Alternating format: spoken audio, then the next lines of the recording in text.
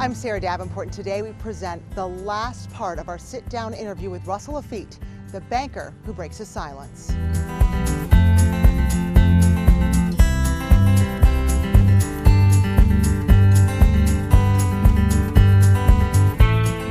I love community banking. Community banking differentiates itself from the big banks because it's relationship banking.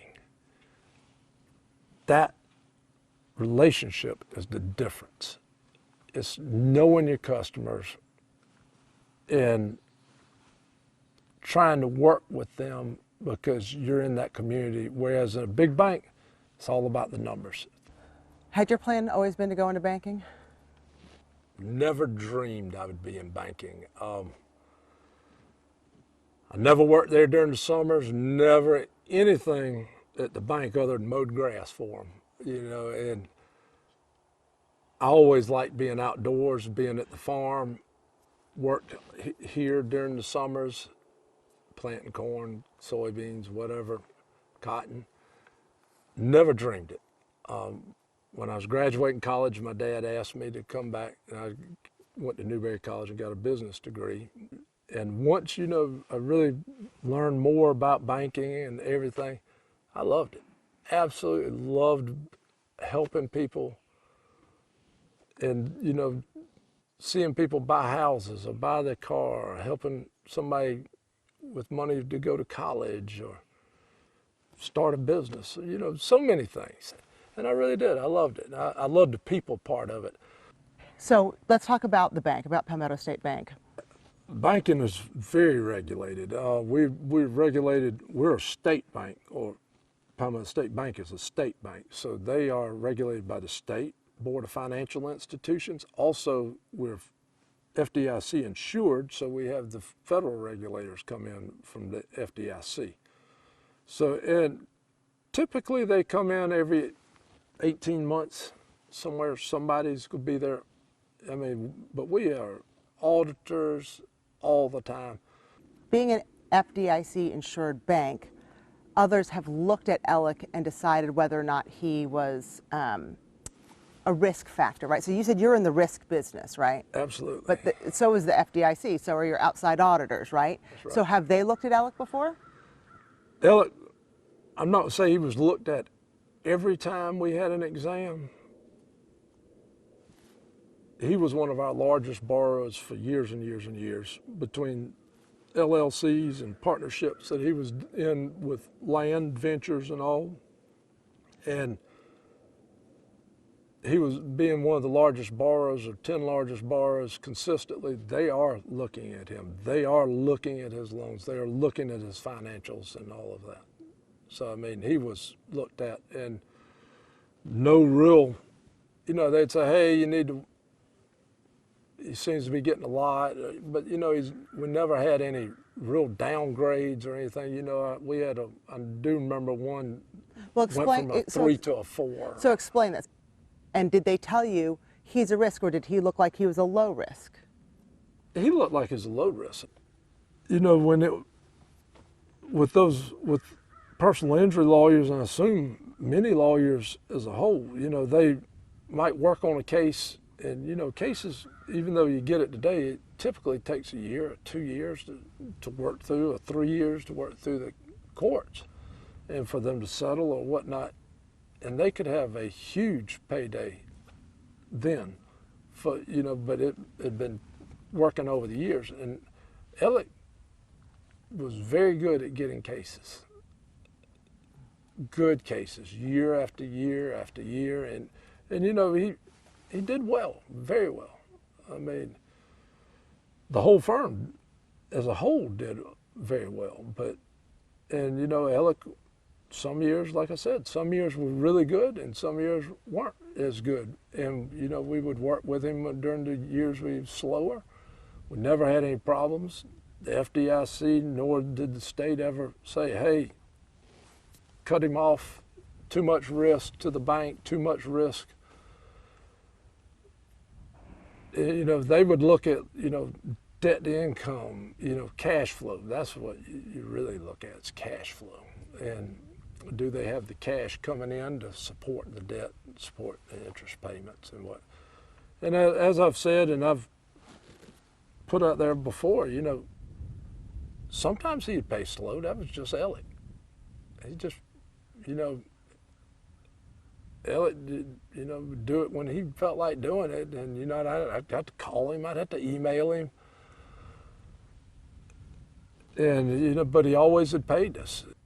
And I wouldn't have done it otherwise. Because he always paid back. Right. I mean, that's so much in lending and community banks. You get into the Bank of Americas, the Wachovias, the big banks, it is all transactional to them. Alec was overdrafted sometimes, and you would still loan him money.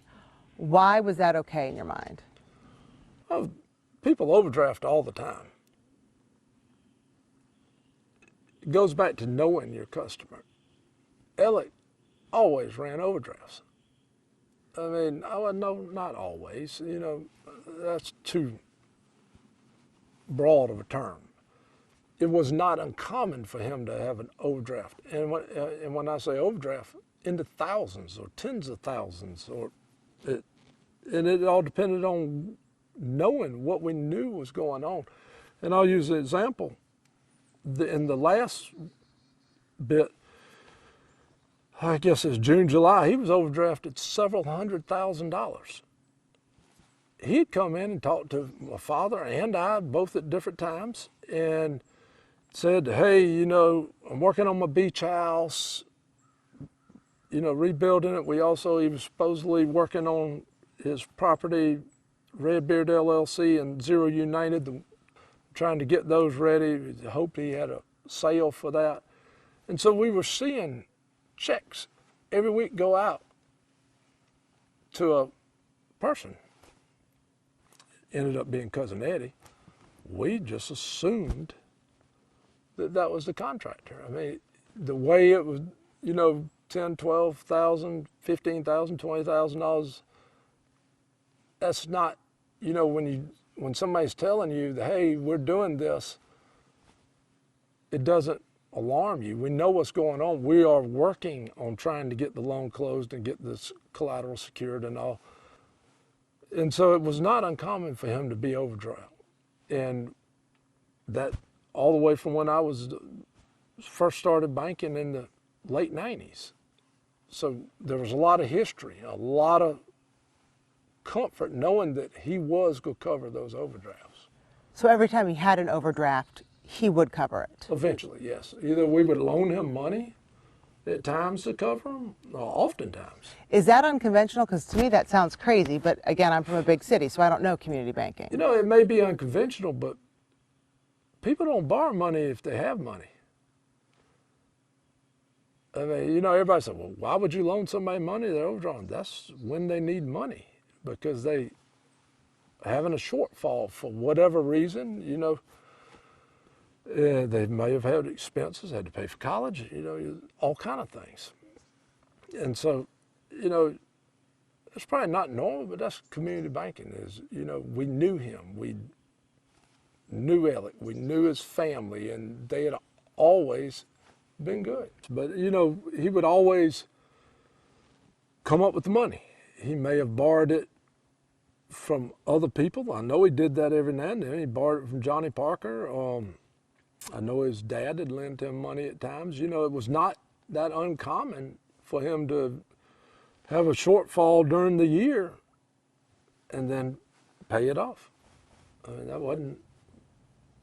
Well, where's the money coming that he's paying it off? Oh, from his settlements and all from the law firm, or from sale of property. We may have known, hey, his house, when he sold his house in Farmville, is getting ready to sell, or he's getting ready to sell some one of the islands that he, excuse me, he and Barrett Bulwer owned several islands and may have been getting ready to sell one of those, or he'd say, with under contract with this piece of property or whatever. So there were multiple instances where they sold property, and there were also multiple instances where the bank could have lost a lot of money if he wouldn't have stood up and made loans good, and I can think of several of those. that, so we had a lot of trust in his ability and what he told us that he was going to do, that he did. He had done it time and time again, even when things went wrong on land investments or whatever else. The loans from the conservatorship that you had, they would either be your loans or Alex's loans. That's right, that was it. That was it. So why would you give somebody a loan? Why would you give Alec a loan on an account? He'd come to me and ask me about it, and he was going to borrow some money, and when he asked me, I said, Alec, I don't have any idea. I said, let me go talk to the judge. So I left, and went, next day or so, went and talked to the probate judge, and she said, yes, we've all known Alec. Alec had been banking with us for years. I was very comfortable lending him money. First of all, he's representing me as my attorney for this conservatorship. I mean, so you're probably thinking, why would he steer me wrong? Yeah, absolutely. Why would you steer somebody to help? But now that you look and you see that manipulation, that, he used me like a pawn to help facilitate the theft of money. You have so all the money that's missing, that was stolen, you really truly have no idea where it went. No, I know one went for a money order that said for a Jeep purchase. I know some paid back loans to the Plyler girl, or not to Plyler girls, Hannah Plyler. Some went to, what was that thing? 4M Iron, which is a company that sells used equipment. I assume he bought a bulldozer, a dump truck, a excavator. But you don't actually know. I mean, so of the hundreds of thousands, I mean, that's the big question then that everybody still has, is where's the money, right? I mean, you have the same question. I have the same question. Where's the money? I mean, because he had substantial income, legitimate income. He did have a lot of debt, which, takes a lot of that. But still, we're talking about a lot of money over a lot of years. And I mean, this went on for years and years and years. I mean, this is not something that took place over a month or over even 1 year. This is going back over a decade or more. And, to have gotten away with something like that and to have been that split personality and not have been caught, or nobody recognized it, or if they did, they didn't say anything. So why would you want to sit down and tell your story? I just hate to see just so one-sided that everybody, this criminal mastermind or whatever. That's not me. The people that know me know that's not me. And I know most of what you read on these social media platforms and all that, that's people that don't know. They're not from here. How do you feel? You mentioned that you're a victim, but there are other victims in this story. Absolutely. Alec's clients, the real victims, the ones he stole from, they're the real victims. And I mean, like I said, the Satterfields, the Pinckneys, the Thomas, Badgers, and on. Those are just the ones I know. I don't know all of them. Those are the real victims. And then you also have us that have been victimized sort of in secondary or whatever. And, I look forward just like many other people. I want to know the truth of what took place. What was he doing with this money? Where was this money going? Somebody had to know. Somebody had to know.